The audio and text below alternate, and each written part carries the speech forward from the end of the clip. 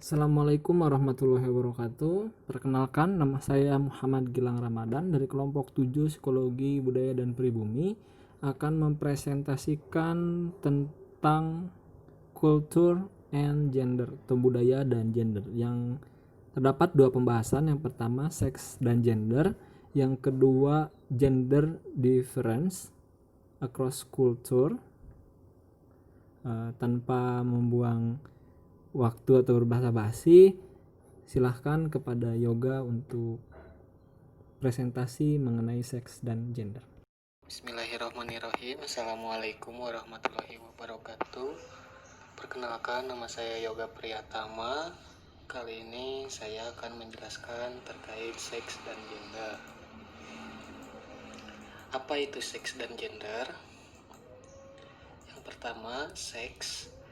Seks merupakan ciri fisik secara umum yang menggambarkan perbedaan antara laki-laki dan perempuan. Seks umumnya mengacu pada ciri-ciri fisik dan perbedaan antara laki-laki dan perempuan. Dan istilah transeks digunakan untuk mendeskripsikan perilaku yang mungkin dilakukan oleh pria dan wanita yang secara langsung berkaitan dengan perbedaan biologis dan proses reproduksi mereka. Untuk contohnya, teman-teman bisa dibaca ya. Yang kedua adalah gender. Gender merupakan sebuah konstruksi masyarakat yang menggambarkan peranan antara laki-laki dan perempuan. Sebaliknya dari seks, gender mengacu pada perilaku yang dianggap sesuai oleh budaya untuk pria dan wanita. Perilaku ini mungkin atau tidak terkait dengan seks dan non-seks, meskipun seringkali demikian. Peran gender mengacu pada sejauh mana seseorang mengadopsi perilaku spesifik gender yang dianggap berasal dari budayanya. Untuk selanjutnya, peranan gender tradisional untuk wanita menunjukkan bahwa wanita adalah pengasuh dan peranan emosional bahwa mereka harus tinggal di rumah dan merawat anak-anak. Identitas gender mengacu pada sejauh mana seseorang memiliki kesadaran atau pengakuan bahwa dia mengadopsi peran gender tertentu. Dan stereotip gender mengacu pada karakteristik psikologis atau perilaku yang biasanya dikaitkan dengan pria dan wanita. Nah, ini selanjutnya ada ciri-ciri fisik utama dan ciri-ciri fisik tambahan terkait seks dari laki-laki dan perempuan. Selanjutnya ada perbedaan gender dan seks beserta contohnya. Teman-teman bisa dilihat dari penjelasan PowerPoint. Itu saja mungkin yang dapat disampaikan mengenai gender dan seks. Untuk selanjutnya diserahkan kepada yang menjelaskan dari penjelasan materi culture and sex. Nah, materi yang saya akan bawakan adalah gender difference atau perbedaan gender across cultures. Perbedaan gender dalam lintas budaya. Dalam Hofstede Study itu dilakukan sebuah survei oleh Hofstede tentang hubungan nilai kerja dalam sebuah perusahaan multinasional. Survei ini menghasilkan 4 dimensi perbedaan. Di antaranya sampel dia itu maksudnya. Salah satu dimensi tersebut disebut dengan maskulinitas dan femininitas. Perbedaan utama antara budaya maskulin dan budaya feminim dalam hal seksualitas. Misalnya, budaya yang tinggi pada maskulinitas cenderung memiliki sikap moralistik tentang seks, memiliki standar ganda tentang seks. Dan budaya rendah maskulinitas cenderung memiliki fakta sikap tentang seks, satu standar tentang seks untuk pria dan wanita, dan norma yang mendorong peran aktif perempuan dalam masyarakat. Selanjutnya ada perbedaan kognitif. Nah, laki-laki lebih baik dalam hal perhitungan dan tugas spasial. Tugas spasial itu diambil dari kemampuan spasial. Kemampuan spasial itu kemampuan yang berkaitan dengan visual. Seperti itu. Sementara perempuan lebih baik dalam tugas verbal yang komprehensif. Sebuah analisa menunjukkan bahwa beberapa dukungan dalam hal tersebut. Tapi perbedaan tersebut menyempit seiring waktu. Jadi semakin berjalannya waktu, perbedaan itu dari yang asalnya sangat besar menjadi menyempit gitu. Laki-laki lebih baik dalam mengerjakan tugas spasial dan tugas lain yang memiliki komponen spasial.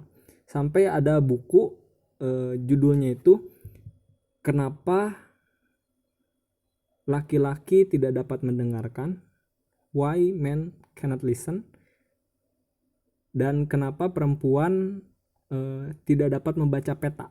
Saya lupa lagi buku karangan siapa.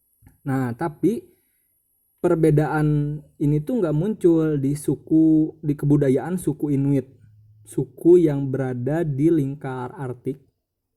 Jadi suku Inuit ini memaksa karena memang ruang lingkupnya itu tinggal di padang es, jadi semuanya hampir ditutupi es, dan seingat saya sukunya nomaden. Jadi baik perempuan baik laki-laki dituntut untuk mandiri, untuk serba bisa. Jadi tidak ada kata udahlah perempuan mah di rumah aja, ngurus rumah, nggak ada. Dan di suku Inuit perempuan juga diajarkan untuk berburu.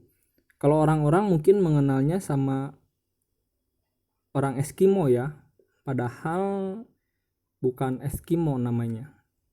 Nama sukunya adalah suku Inuit. Nah, hal ini terjadi karena kemampuan spasial yang sangat adaptif untuk laki-laki dan perempuan dalam masyarakat Inuit. Baik laki-laki ataupun perempuan dalam suku Inuit memiliki banyak pelatihan dan pengalaman yang mendorong memperoleh kemampuan spasial. Selanjutnya, konformitas dan kepatuhan. Salah satu stereotip yang umum adalah perempuan lebih konformitas dan lebih patuh daripada laki-laki. Laki-laki identik dengan jiwa-jiwa rebel gitu, jiwa-jiwa pemberontak, suka membangkang. Budaya yang lebih erat ternyata menumbuhkan perbedaan gender yang lebih besar pada konformitas. Dengan wanita lebih konformis daripada pria, dan budaya yang ketat mungkin membutuhkan tingkat kesesuaian yang lebih tinggi dengan gender tradisional, peran laki-laki dan perempuan.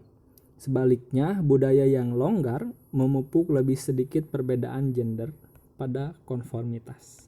Nah, yang terakhir ada division of labor, pembagian kerja. Perbedaan jenis kelamin membawa perbedaan terhadap peran. Ukuran pria yang lebih besar secara perawakan memungkinkan untuk mengambil peran utama membuat dan merawat tempat bernaung.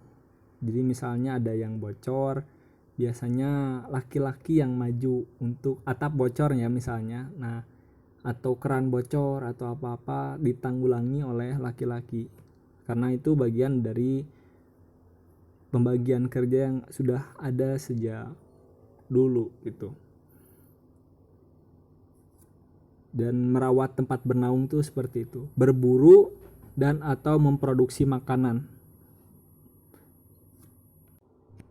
lalu mengalahkan musuh dan pesaing untuk makanan. Nah, perempuan mengambil peran utama untuk merawat sebelum melahirkan dan baru lahir. Salah satu perbedaan terbesar antara laki-laki dan perempuan adalah berfokus pada tugas mereka di pembagian pekerjaan rumah. Nah, seperti itu. Jadi dalam pembagian pekerjaan pun ada perbedaannya ya. Nah begitu pemaparan saya. Terima kasih.